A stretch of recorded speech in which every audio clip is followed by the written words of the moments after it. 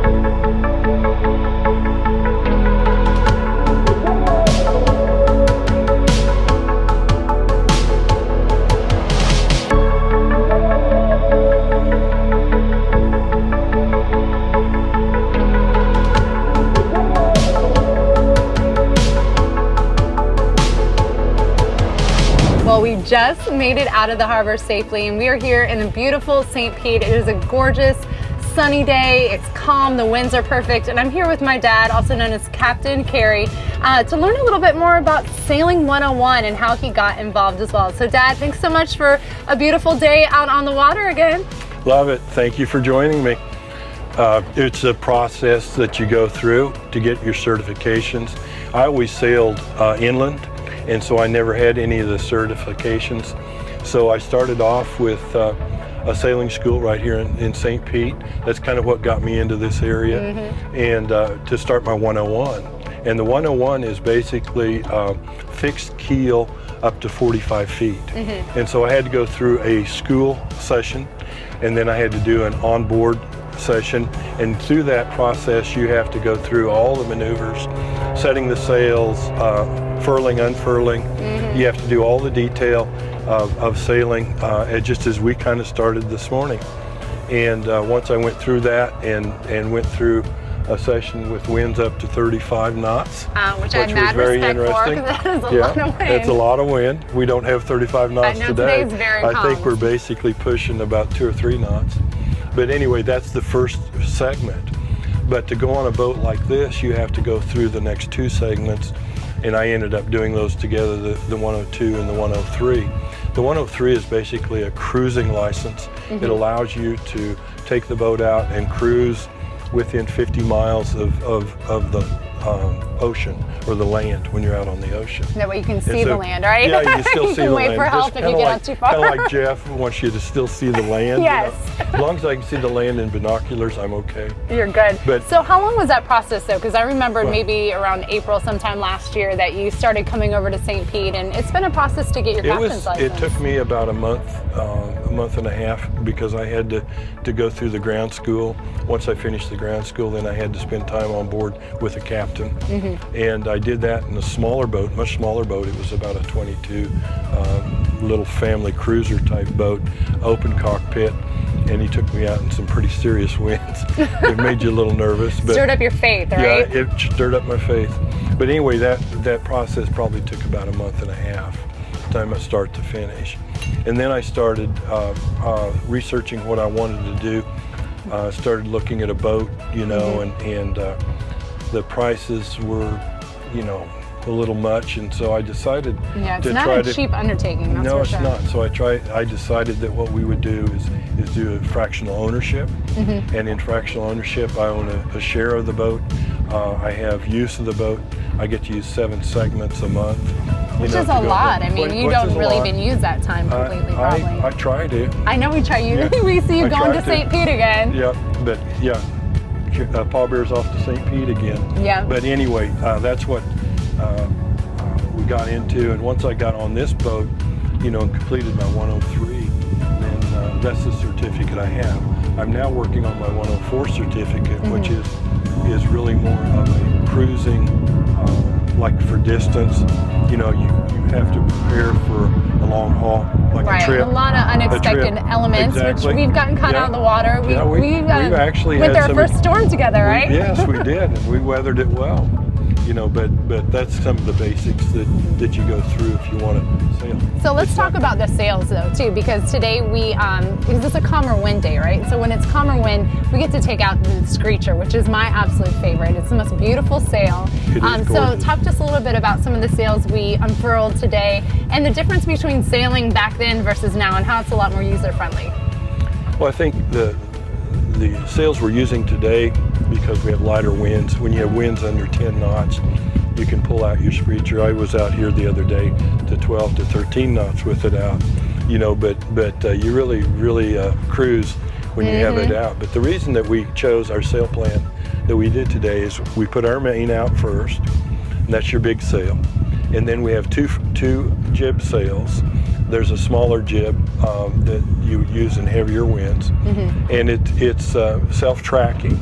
And what that means is a little different than what I used to do, because every time you changed the sails, you had to pull the ropes in and physically move the ropes over. And now what it does is it automatically moves over and has a track that it follows. So it's a lot more user-friendly, in other words. I call it family-friendly.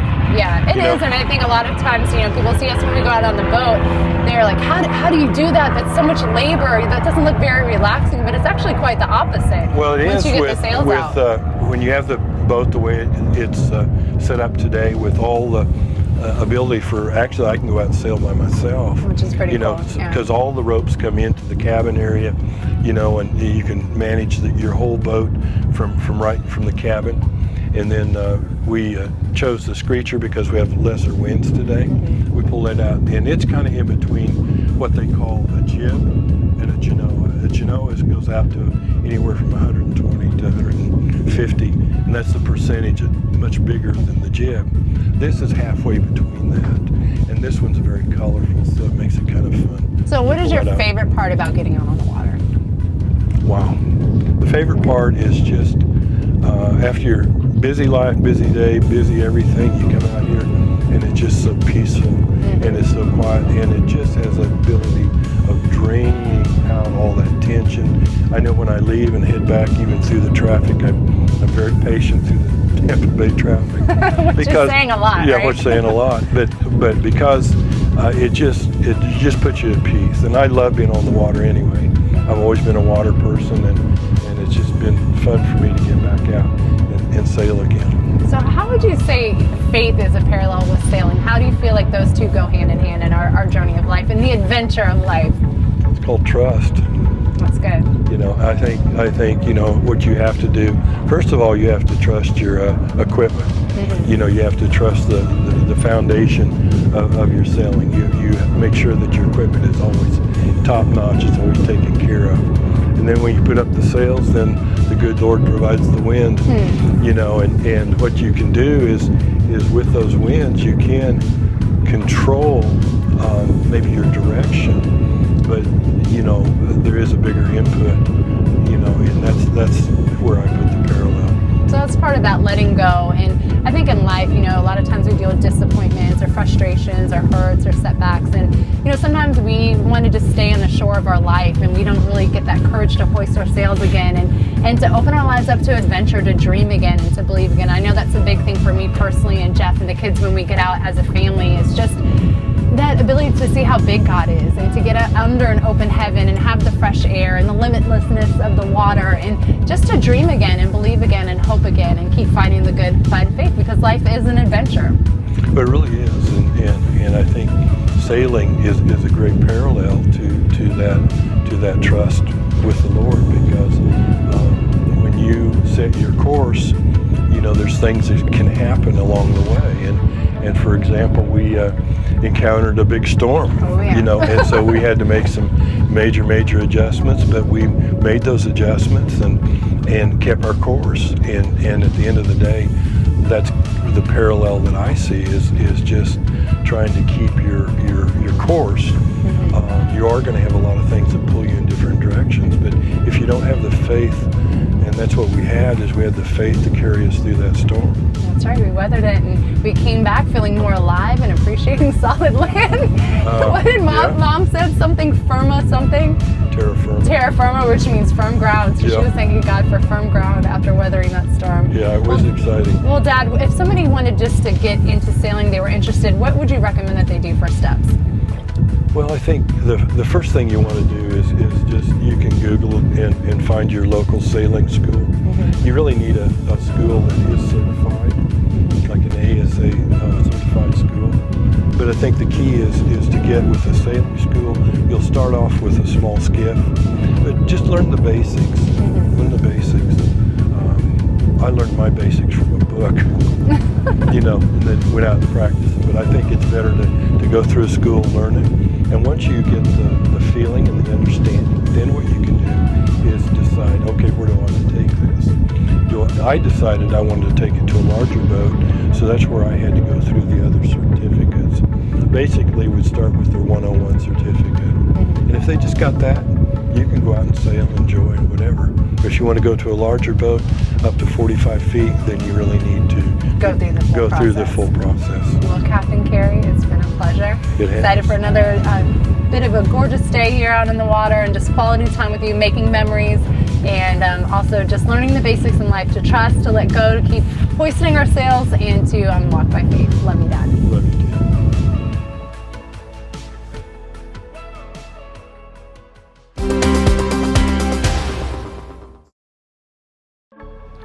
So back with my dad, we talked earlier about just sailing 101 and how to even get involved with something like this and take your family on an incredible adventure. Now we're chatting life and legacy, obviously over lunch. So Dad, I want to chat with you a little bit about, take us back beyond, sailing school, because I remember growing up as a kid, we spent majority of our weekends out on the soccer field. And you had three little towhead blondes. We were all playing traveling soccer at the same time, but I never really remembered sailing being a part of our life. I knew we would go to the beach a lot. We go out on speed boats with family members, but sailing was never a part. So when did sailing even come into the picture for your life? Well, it started out as kind of a funny story. I guess it's not funny, but it's an interesting story. I actually, before your mother, I loved racing speedboats, and so I had what we called an EBCO 16-foot tunnel haul ski boat with a 75 horse Merc on it. That's a mouthful. Yes, and it would do between 75 and 80, and I would race it in the summer ski boat races. And one summer I was out just the fall before I met your mom. I ended up going across this wake. This big boat came across, and I thought, that looks like fun to jump. So I jumped that wake, and it sparked some wires in the back. Next thing I know, the boat was on fire, and it ended up burning to the water line just in minutes. Wow. And so I ended up getting my insurance money, and so I thought, well, do I want to buy another boat? Well, at the marina, there was this little 21-foot Venture sailboat. And I thought, that looks like fun. I didn't know how to sail. But anyway, I got all the books out and figured out, from the books, how to get in the right wind and do the things. And so I started sailing. In fact, my first date that I had with Debbie, I took her out sailing. I bet that really knocked her off her socks, right? Yeah, it was pretty cool. And so that's where it started. And then through Sean, we ended up, we had boats up. I had a 26-foot Chrysler fixed keel, and we sailed it on Cheney, which had it's a lake out by Wichita, and we had a lot of winds. And so we sailed with him, but then shortly thereafter, we kind of got busy with life and ended up selling the boats. And we moved to Denver, and then we moved to here. And life just didn't really get us back into sailing because you said soccer. Life was busy. Yeah, life was busy. And so it was really, when things kind of slowed down. And a year and a half ago, I decided to retire. And I was trying to go down the inventory of some things I really would like to do again, and sailing popped up at the top, and that's when I got back in and went through the certifications, and I wanted to be able to sail on the ocean. My dream is to sail down the coast to the Keys and maybe clear up around the Horn and across to Bahama or do something like that, and so I had to get the certificates to be on the water to do that. And I wanted to be in a larger boat, and this boat that we're on right now is a 38-foot minnow, which sleeps sleep probably 6, and so it has the cabin, and we've got the nice sails, and it's big enough for family. Yeah. And that's what I wanted to do, because family to me is so important. I love Kingston coming over here, staying with me. You guys have your man camp outs. We have our man little camp outs, and I've been teaching him the 101s as I have you and Jeff, and I want my family to be able to enjoy sailing like I enjoy it. Absolutely. We've talked a lot, even our time on the water, the difference between, leaving somebody an inheritance versus leaving somebody, a legacy. And legacy is really about the time spent. It's about what you invest in someone, not just what you leave behind. And so I think it's been so incredible, to have all the memories that we've made and just the time being together and the adventures that we've had on the water too. But I think one of the cool things that we talked about was just how sailing even began even earlier from when you started, with Mom. But there was a picture that came up of actually your dad had built a sailboat. So tell us a little bit about that. Yeah, I still have that, and I think you have a copy of that. My dad, somewhere along, and I don't know the water that he was on, but he built his own sailboat. And so sailing kind of must have been in my blood a little bit. It must have been, yeah. That's so cool. But we lived on a farm, and of course sailing was the last thing from your mind. I know, especially in Kansas, and that was probably right? a pre-farm thing for him, that he did. But that was pretty awesome, and I love that picture. Well, it's such a cool legacy to pass down, and it just forces you to slow down and really pull in and focus on what matters. And I know earlier we talked about the lessons of faith too, and just how life can kind of take you through the ringer and beat you down pretty good. But there's something about being able to dream again, to hope again, to wake up and live again. I think that's what happens when you get on the water. You feel so invigorated, and you just see things from a different perspective. And I'm so thankful that you've been able to instill that too. And one of my favorite memories that we have of coming over here to St. Pete too was one day after a full day of sailing, we were at a restaurant and Kingston was drawing on a napkin. And tell us a little bit about that. Oh, it was really neat. We were there's a little restaurant at the head of the harbor there called Fresco's, and we were sitting there chatting back and forth and just enjoying. And I saw Kingston was over there just drawing away. And anyway, he had a piece of paper that he had been drawing on, and he actually drew a logo for the boat, and That's it so says cool. Sandy Says, and then it had a whole bunch of other features on it. Well, anyway, I took that and did some research, and I found this company that could actually imprint that, and it's not a stick-on logo, but it's imprinted into the fabric of the flag, and now it flies high, every time we go out. So I cool. raise the flag. And that's such an awesome memory that you guys will always have together. Well, what words of encouragement would you have for somebody right now that's in your season of life that is either heading into retirement or preparing for that?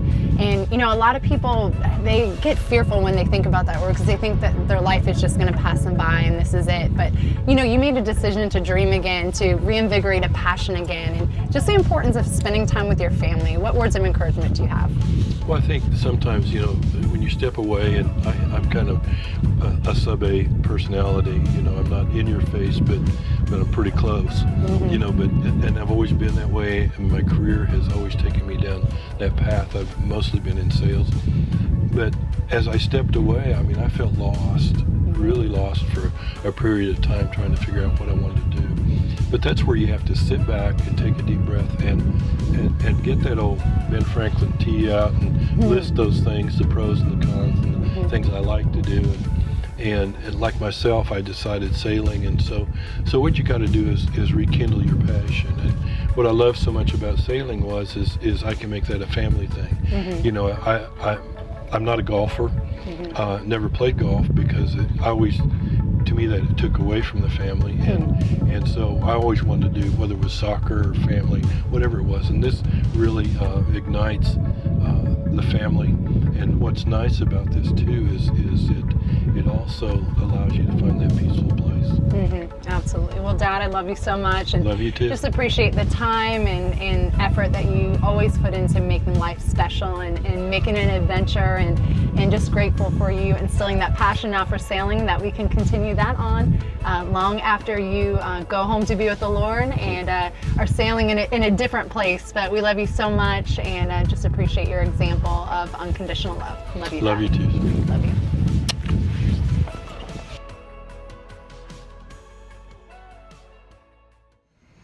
Today we had an incredible day out on the water. We learned the basics of sailing, the importance of leaving a living legacy, and never giving up on your dreams. So today I hope you hoist your sails again, break out from your comfort zone, and set out for an incredible adventure. Listen, it's time for you to go out and live your authentic life.